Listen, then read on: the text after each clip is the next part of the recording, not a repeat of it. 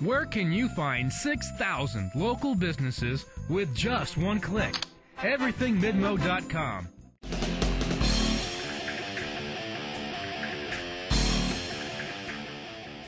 Hello, and welcome to the Columbia Daily Tribune's TigerExtra.com basketball webcast. This is sports editor Joe Walljasper, along with Tribune basketball beat writer Steve Walentik. Steve, last night Missouri opens their season with a 83-68 victory over Tennessee Martin, which was sort of nondescript in most ways, except the fact that Missouri's best player just happened to get hurt. As we're taping this, we're still not sure of the severity of the injury, but just your thoughts on what, if this is something that's going to keep him out for a short or long period, what effect is that going to have on Missouri? Well, it's going to have a huge effect if he misses any length of time. I think it's telling. I asked Mike Anderson after the game on Tuesday night, what they miss most when he's not on the floor, and he didn't give me one answer. He gave me 5 or 6 answers. They miss his energy. He's their best defensive player. He's their leading scorer from last year, coming back, averaged 8.5 a game. He was really their best playmaker, led the team in assists and steals. Obviously, he's capable of having big scoring nights. He had 23 points against Memphis last year in the Sweet 16. He plays so hard, and I think that has an effect on other guys. Zaire Taylor told me a couple weeks ago that you see him playing hard, you can't help but trying to match that, even if you can't. He really is a huge part of everything that they do, and being that he's also their most experienced player and has been through everything that they're going to see this year, that's really important for a young team, and I think they're going to miss that leadership if he's not on the floor for any length of time. I guess we should clarify it's a foot injury, and they last night, immediately after the game, said they thought it was a sprained foot, although they were going to have more tests done today, so we're still a little up in the air about what the injury itself actually is. They do have a lot of guys coming back in the backcourt, so it's not a matter of not having anybody who's played. I guess it's just a matter of not having anybody that can really replace all those long list of things you just talked about. And it's telling, too, that when he goes down and doesn't return, I mean, this is a guy that played for 2 months last season with a wrist injury that required surgery at the end of the year. He has a higher, threshold for pain than most of us do. Something was wrong when he wasn't able to return. Obviously the X-rays last night didn't show an obvious fracture, but there are going to be more tests done, and they're really, I think, holding their breaths that he's able to come back pretty quickly. One of the bright spots in the game was Laurence Bowers, a guy who played about 7 minutes a game last year and looked good in those brief spurts but didn't play a whole lot. Last night he scores 16 points to lead them. Do you think he's the kind of guy that can go from playing so little to kind of being a star? He might have to. It wasn't like last night was the first time we've seen this from him. He's had a great preseason.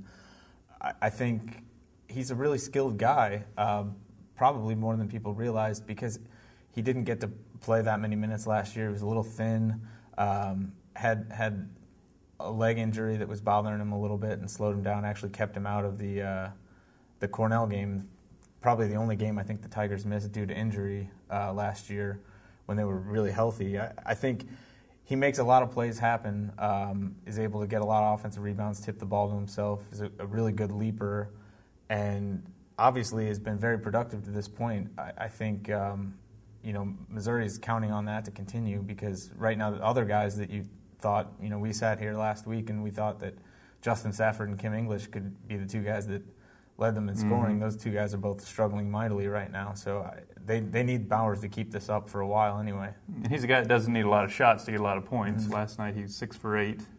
Made his first 5 field goals. Last year he was well over 50% shooting, so he's a guy that and plays a nice all-around game too. He passed the ball well. I think he could have had a lot of assists, but some layups got botched. But he ended up with, I think, 3 assists and some steals and 4 blocks. So did a lot of good things. Yeah. 8 rebounds. This is the end of early signing period in Missouri. I think by any recruiting analyst measure has signed a better class than they ever have before in Mike Anderson's tenure. The final piece being Tony Mitchell, in addition to whoever else we talked about last week. What do you think this means? Is this cause for great joy in Tigerland that he's starting to get kids now that are nationally sought players? Well, it's definitely a reason for optimism. That was kind of the biggest knock still left on Mike Anderson going into this year was, can he recruit? Mm-hmm. And, he had a lot of success getting a lot of unheralded guys and, molding them into what he wanted. Obviously, there weren't any, blue chippers on last year's team, and they had great success.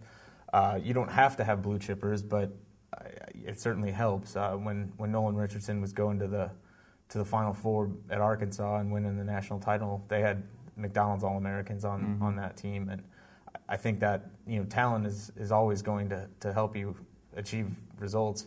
I think you can sometimes overlook or overconsider recruiting rankings. They're not always that reliable, but when you have guys like a Tony Mitchell or a Phil Pressey, they're consistently regarded as among the 50 best players in their class. Those guys aren't often mismeasured. They're guys. If all the analysts think that highly of somebody, they're usually right.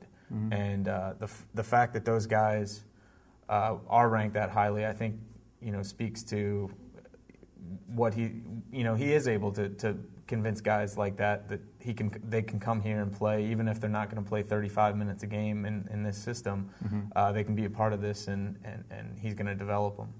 And I guess his selling point is this is kind of the style people like to play. I mean, they would like to maybe play a few more minutes, but everybody likes to play. If you go watch a game at the rec center, they're not walking it up and playing the Princeton offense. I mean, people like to run. So I think that's kind of a good selling point for him. And whenever he has his nephew make be drafted in the first round in the NBA draft last year, Damari Carroll, that's also another selling point that, for people who say that this isn't your ticket to the NBA, well, it can be. Mm-hmm. Now we will shift to our quick-hitting segment. 35-second clock is on. No timer this week. I forgot my stopwatch. How big a role will Steve Moore play this year? He had 8 points last night in some decent minutes. I think probably pretty significant. I mean, I don't know that he's going to average 8 points a game or anything, but he's going to get minutes. He played 18 last night. Came off the bench fairly quickly, and I think that's going to have to continue. They have to play at least 4 guys up front. He's the logical 4th guy right now, and he made plays when he was out there. He got a quick 3-point play, barely on the floor a minute when that happened, and just looks a lot better. So I think he's going to be a big part of what they do. Last night, John Underwood just gets in a couple minutes at the end, and Tyler Stone doesn't play. Those are 2 freshmen. Do you think they contributed all this year? I think Underwood might in some games, just because I think he's a little bit ahead of Stone right now, and I also think he brings something that they don't have a lot of, and that's just a natural shot blocker. I mean, he's just so long and has good size and can disrupt things at the defensive end. I know Anderson likes that, so I think we're going to see him a fair amount, in spots anyway. Tyler Stone, I really think is going to be more of a wait till next year kind of thing. Mm-hmm. Lastly, Missouri plays Texas Pan American on Sunday.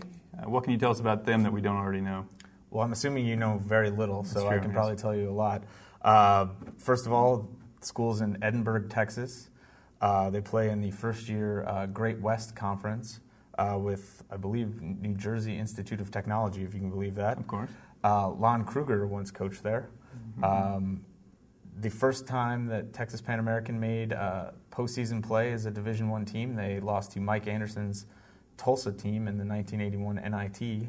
All right, that's enough. All right, thanks for joining us on our basketball webcast. Tune in again next week for a Thanksgiving edition where we will have a new centerpiece to show you, and we'll be discussing Missouri's game against Texas Pan American and looking forward to the South Padre Island Classic.